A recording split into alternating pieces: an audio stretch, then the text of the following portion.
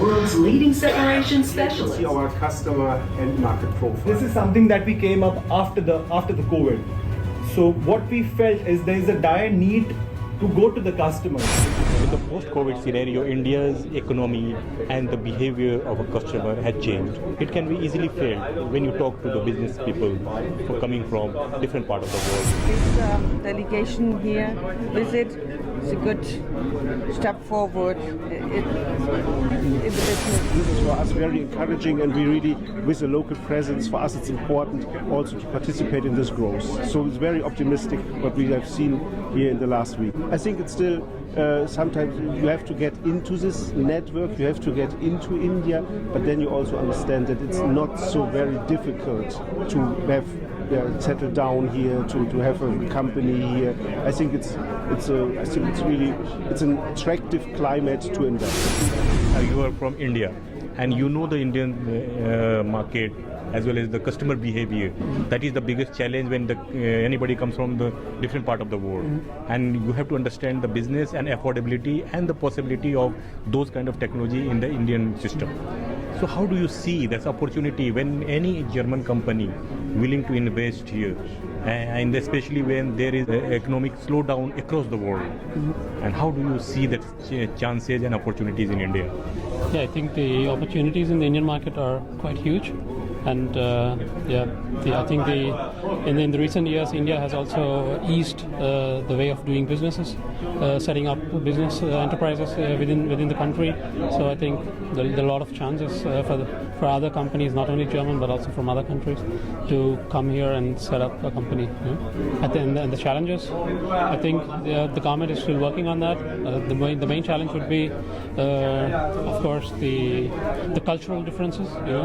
So back in Germany, you really don't get to speak to the officers. You have to just apply, and then it's a system. It runs. And here you have to keep on following it up, talking to people, maybe other processes, which yeah.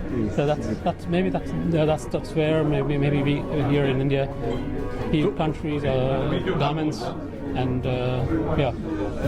So the people, those who are from the Germany and trying to invest here, they know that other system which works. They might know, but they wouldn't be ready to follow it. Yeah, so that could be the biggest challenge. For sure, there are hurdles, and we have this team of 1,200 people, part of WICA team, part of WICA India team here, and together we cope those hurdles. So it's always about approvals, ATEX approvals. So you realize a new product in the headquarter in Germany, and then you want to take it to India because you have all those references, and then it says full stop. No, you need additional ATEX peso approval here in India. So, but this is something now which we kind of like. We have 26 years of experience, so we have a standard way of getting here into the market, and it works. In this summit, I tried to understand how the diplomacy works in the terms of business. Today, I had an opportunity to discuss with Dr. Stefan from German Embassy, who is in charge of economic and the global affairs in India. We had a discussion on the range of topics, from climate finance to the business and the Indo-German relationship. I wanted to know about this summit. The Indo-German Business Summit is happening. It happened in two cities like Mumbai here and Ahmedabad also. That it happened. What were the response that you got from the Indian side?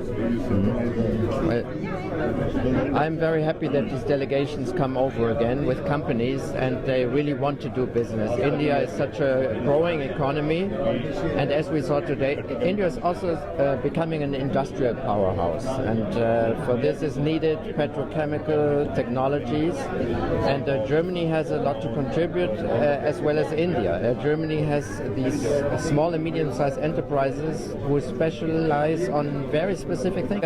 From the presentations also we saw today, and they have been having these presentations in the three cities which you mentioned, it is clear that many of them already have existing relations in India, business relations, and they want to build up on these solutions, and they are also open for finding new applications for their technologies and for cooperation. So it is sometimes existing high-tech solutions can be applied in sectors which have not been looked at before. One example is, of course, the transition to green hydrogen, and India itself has put in the highest priority to develop a green hydrogen infrastructure, and we saw several examples during the presentation today where they want German companies, SMEs, and Indian companies want to find technical solutions with these low temperatures, with these high pressures of green hydrogen, with the specific requirements. And this will be very important in getting forward and having the best technologies available. Yeah, as you spoke about the hydrogen and the new technology, so you see that after COP27, there are many things like, there are commitments, climate finance also, that is the more important thing. Absolutely. How the fund is going to be mobilized for a huge goals. It's not an easy task. Well, the COP27 has just been a step on a road, and I think a few right directions have been taken. For example, the fund to cover loss and damage, but actually all the details will have to be worked out over the coming year. India is hoping also to benefit from these funds. Of course, India is not the poorest of all economies. It's by now the 5th largest economy. On the other hand, India is subject to a lot of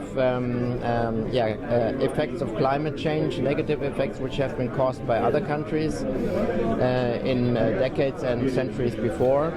So there will be a long discussion, but the transition, the road on which we are going is right. It needs more climate finance, more help and technology for also the whole developing world. And India is like the spokes nation for the global south, so they will have a very strong position now in the coming year also with the G20 presidency, which is starting right now. So is there any new agreement or the MOU in the pipeline during this G20 presidency? Of course, environmental climate change topics will play a role, but the agenda is far beyond that. It includes the initiatives of and plans of Modi government for the next 25 years, like lifestyle for the environment, like promoting female participation in the workshop, making India a production powerhouse by the linked incentive programs. It's not only the Modi government, it's the states with different governments who compete to be chosen for modern production. They compete for foreign investment, for regional, for Indian investment. There's a lot of money in India flowing into the best technologies. The big Ambanis, Reliance, and Tatas, and all of them are ready to invest billions into these future technologies, and so we look forward to having more cooperation also between Germany and India. This was a full discussion with Dr. Stephen, who understands the economics and the dynamics of business and the politics in India. When we talk about the German and Indo-German business opportunity, it's not very easy. The cultural difference and other situations also matters. We hope to bring more and more business together to flourish Indo-German relationship forever.